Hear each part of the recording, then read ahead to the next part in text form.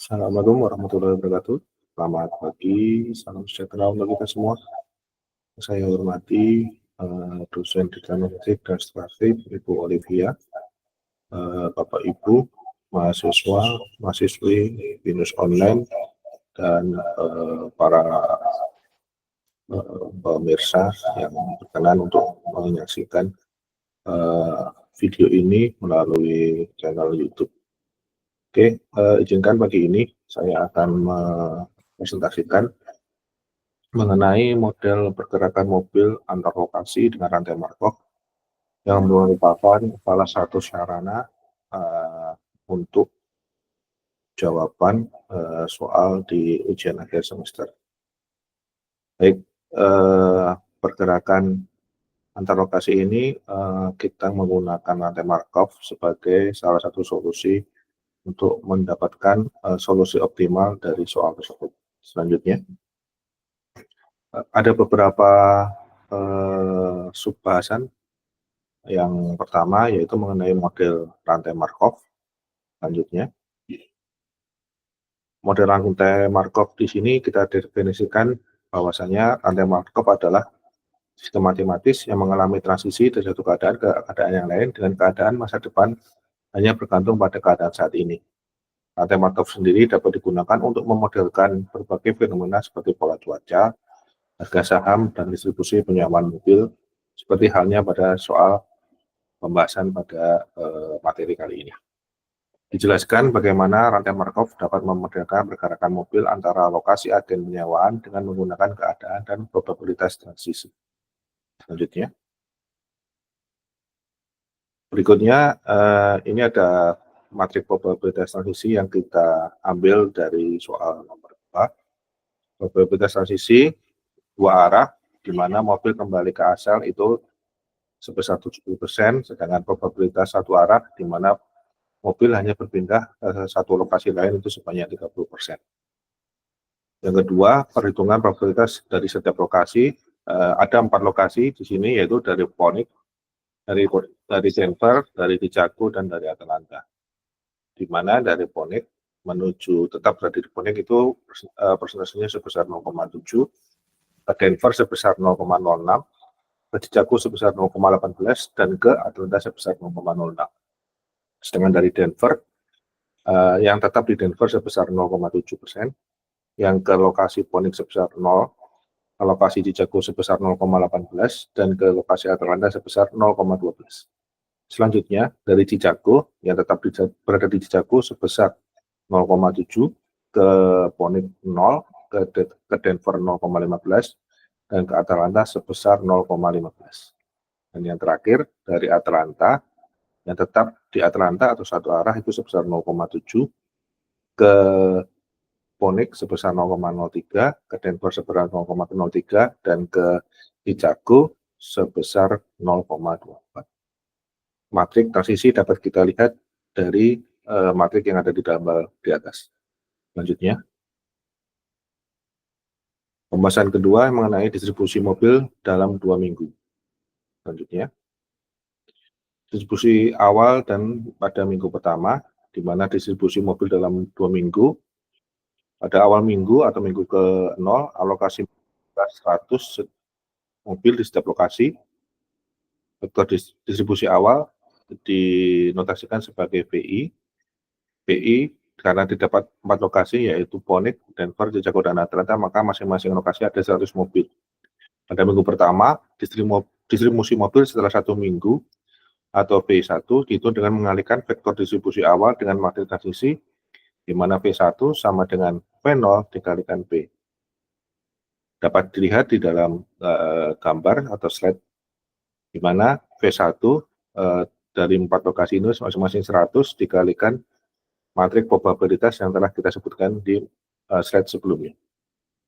Didapatkan untuk Phoenix sebesar 73, di Denver sebesar 94, di Chicago sebesar 130, dan di Atlanta sebesar 103.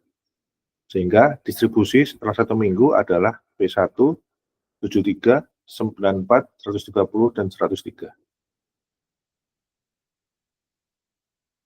Selanjutnya, distribusi minggu kedua Distribusi mobil setelah 2 minggu atau V2 dihitung dengan mengalihkan vektor distribusi minggu pertama dengan matrik transisi, di mana distribusi minggu kedua dinotasikan sebagai V2, sehingga V2 didapatkan dari matrik transisi di mana persamaannya sebagai berikut. V2 sama dengan V1 kali P, di mana V2 matrik transisinya sebesar 73, 94, 130, dan 103, dikalikan dengan matrik transisi yang pertama yang dapat dalam slide sebelumnya. Sehingga didapat untuk lokasi Phoenix didapatkan 54 mobil, lokasi Denver didapatkan 92,77 mobil atau 93 mobil, kita bulatkan ke atas. Lokasi Chicago terdapat 145,788 mobil atau kita bulatkan ke atas sebanyak 146 mobil. Dan yang terakhir lokasi Atlanta sebesar 107,26 atau 107 mobil. Distribusi setelah 2 minggu atau V2 dapat kita kelompokkan, di mana V2 adalah 54, lokasi Phoenix, Denver 93, Chicago 146, dan lokasi Atlanta sebesar 107. Dari hasil tersebut dapat kita analisis di mana dalam 2 minggu terjadi pergeseran signifikan pada distribusi mobil. Jumlah mobil di Phoenix dan Denver menurun, sedangkan jumlah mobil di Chicago dan Atlanta meningkat. Chicago mengalami peningkatan jumlah mobil yang lebih besar, hampir 50% dari alokasi awal, menunjukkan bahwa secara keseluruhan pergerakan mobil cenderung lebih banyak mengarah ke Chicago dan Atlanta daripada keluar dari sana. Selanjutnya, analisis distribusi minggu kedua, mobil berkurang di Phoenix dan Denver. Yang pertama, yang kedua, mobil meningkat di Chicago dan di Atlanta.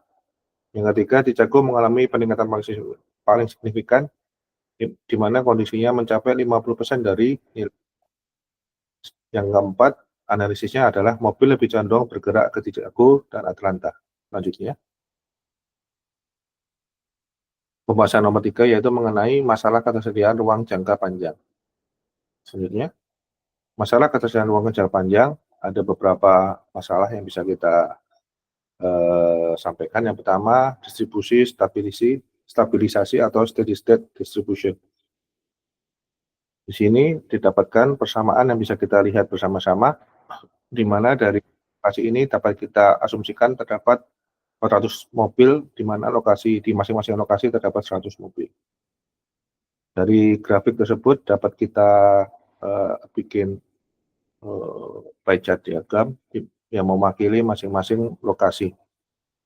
Yang ketiga, evaluasi ketersediaan ruang, di mana batas kapasitas masing-masing lokasi, baik Phoenix, Denver, Atlanta maupun Chicago adalah sebesar 110 mobil, di mana dari hasil analisis tersebut didapat kesimpulan bahwasanya Phoenix dan Denver kekurangan dari kapasitas, di mana potensi kekurangan mobil Atlanta di bawah kapasitas, di Chicago kapasitas ketersediaan ruangnya melebihi, hingga terjadi masalah kelebihan ruang untuk penyimpanan mobil. Untuk rekomendasi manajerial, alihkan mobil dari Chicago ke lokasi lain, berikan insentif penyewa satu arah keluar dari Chicago, dan lakukan pembatasan penyewaan masuk ke Chicago. Selanjutnya, pembahasan nomor 4 yaitu mengenai rata-rata minggu kembali ke lokasi asal. Selanjutnya, untuk menghitung rata-rata waktu yang dibutuhkan sebuah mobil untuk kembali ke lokasi awal atau lokasi asalnya, kita dapat menggunakan konsep matrik fundamental atau kita notasikan sebagai notasi N dari rantau Markov atau Markov chain. Matrik fundamental dihitung dari semua matrik transisi yang tidak melibatkan status awal. Namun cara yang lebih sederhana dan intuitif untuk menjelaskan konsep ini adalah dengan mempertimbangkan probabilitas.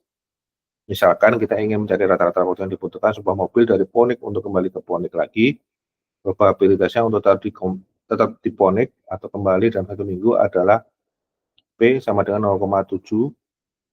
Rata-rata kembalinya adalah 1 dibagi 0,7 atau sebanyak 1,43 minggu. Secara umum, rata-rata jumlah transisi untuk kembali ke status awal atau ke lokasi awal dalam rantai Markov adalah kebalikan dari probabilitas state stabil dari state tersebut, di mana dapat dinyatakan dalam satu persamaan, rata-rata waktu kembali sama dengan 1 dibagi probabilitas state stabil. Dengan menggunakan hasil probabilitas stabil dari bagian C. Jika diasumsikan total probabilitas adalah 1, maka probabilitas lokasi Phoenix ditambah probabilitas lokasi Denver ditambah probabilitas lokasi Chicago dan tambah probabilitas lokasi Atlanta adalah sama dengan 1. Probabilitas stabil untuk Phoenix sendiri adalah 45 dibagi 400 sama dengan 0,1125. Sedangkan probabilitas stabil untuk lokasi Denver sebesar 0,19, probabilitas stabil untuk lokasi Chicago sebesar 0,47, dan probabilitas stabil untuk lokasi Atlanta sebesar 0,2275. Maka rata-rata waktu yang dibutuhkan mobil untuk kembali ke lokasi asalnya adalah untuk lokasi Phoenix 8,89 minggu, Denver sepanjang 5,26 minggu, Chicago 2,13 minggu, dan yang terakhir lokasi Atlanta 4,4 minggu. Baik, akhir dari presentasi ini atau kesimpulan dari presentasi ini adalah sebagai berikut. Yang pertama, rata-rata waktu mewakili seberapa sering sebuah mobil dalam jangka panjang akan kembali lokasi awalnya.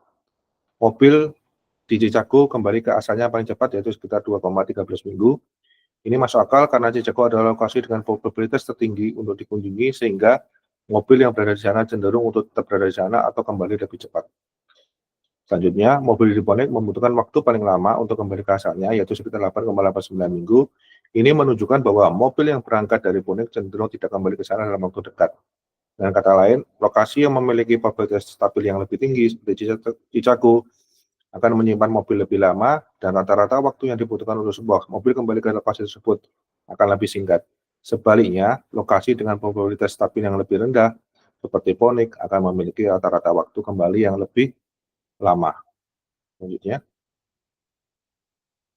demikian presentasi dari saya, Arif Staryanto, nomor induk pegawai atau mohon maaf nomor induk mahasiswa 28025747775 dari Teknik Industri Universitas Binus Online. Terima kasih.